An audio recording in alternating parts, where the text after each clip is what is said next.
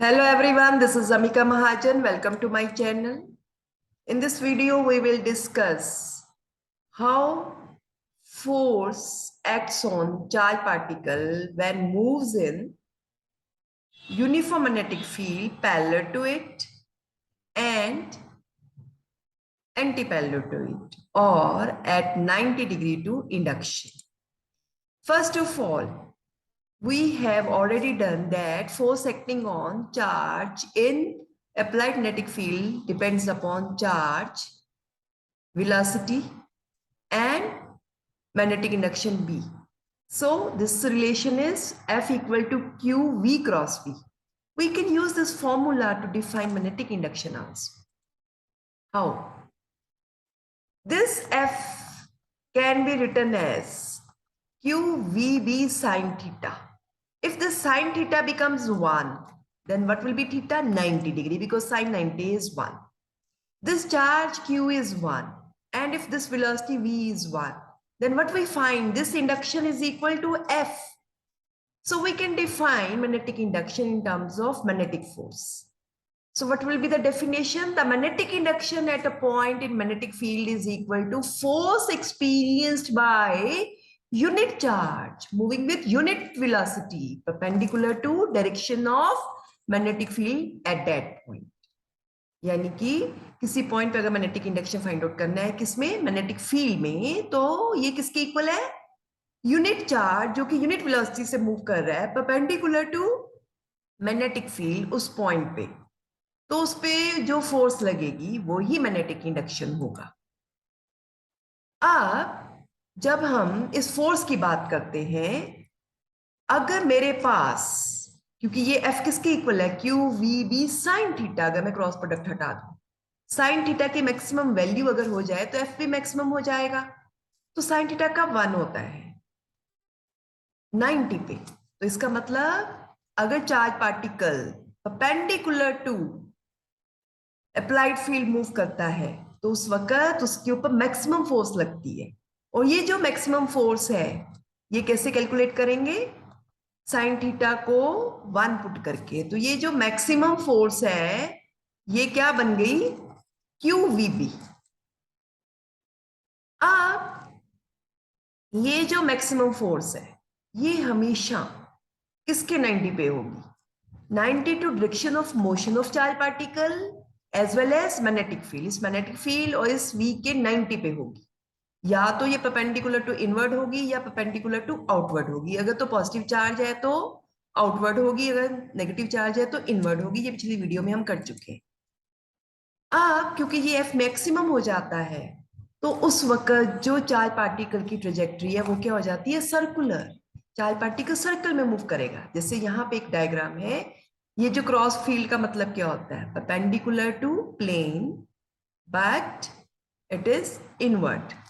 तो फील्ड 90 पे perpendicular to plane inward है और ये चार्ज पार्टिकल v वेलोसिटी से मूव कर रहे हैं।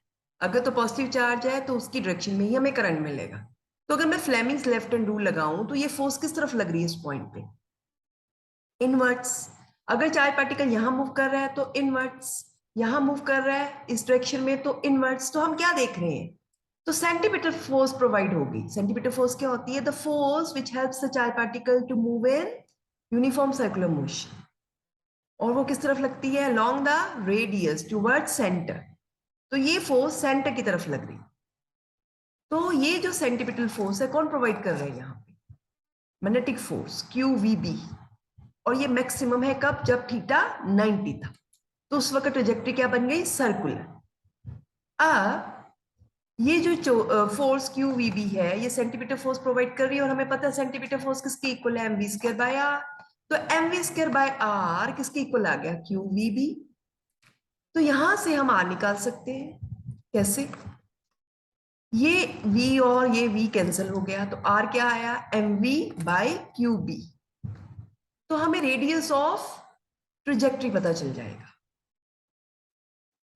और हम वेलोसिटी भी फाइंड आउट कर सकते हैं। रीअरेंज करें टर्म्स तो v क्या बन जाएगा? Q B R by M. अगर हमें kinetic energy of charge particle find out करनी है when it is moving in applied magnetic field, तो हम क्या करते हैं, kinetic energy is half mv square, v की वैल्यू पुट कर देते हैं जो किसकी इक्वल थी, QBR बाय m।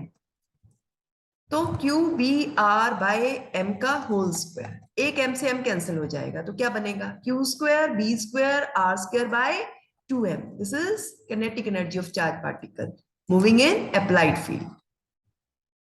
इससे हम इस चार्ज पार्टिकल जो कि सर्कुलर पाथ में मूव कर रहा है उसका टाइम पीरियड भी फाइंड आउट कर सकते हैं। अब टाइम पीरियड कैसे फाइंड आउट होगा, टाइम पीरियड किसके इक्वल होता है, डिस्टेंस अपॉन स्पीड। जब बॉडी सर्कल में मूव कर रही है तो उसका डिस्टेंस क्या होगा, सर्कमफ्रेंस 2πr। v अभी ऑलरेडी हमने निकाला है, v क्या था, v क्या था, v was q b r by m। जब मैंने v की वैल्यू पुट की QBR बाय m, तो ये m से m कैंसिल हो गया और m r से r कैंसिल हो गया और m ऊपर चला गया, तो क्या बना 2πm बाय QB।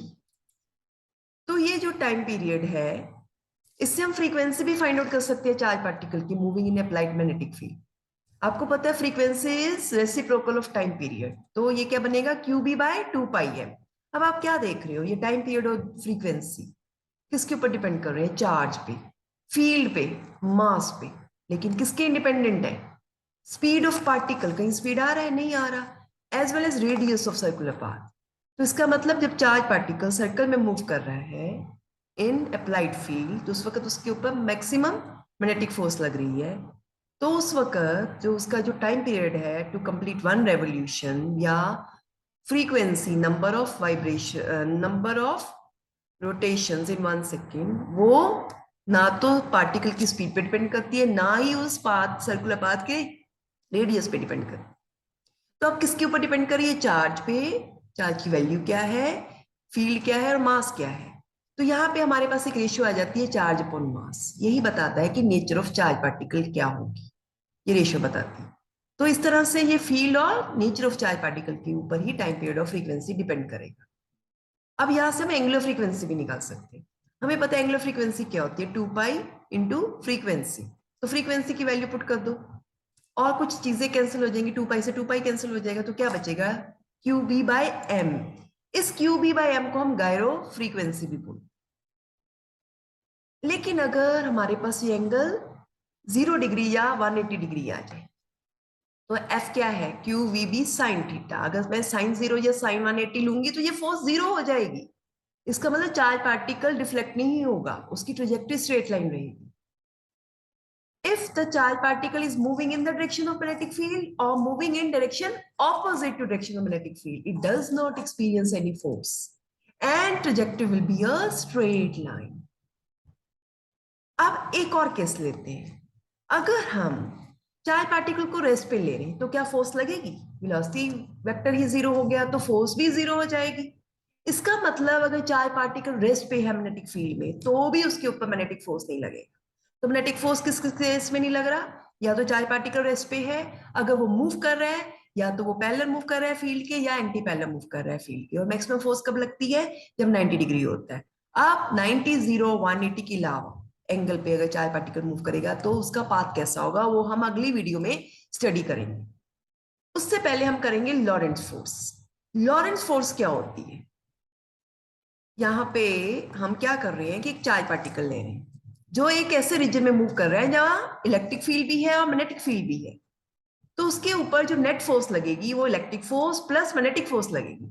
और आपको पता है इलेक्ट्रिक फोर्स किसकी इक्वल होती है, चार्ज इंटू इलेक्ट्रिक फील्ड। और मैग्नेटिक फोर्स अभी कैलकुलेट की है QV क्रॉस V, इसमें K 1 है।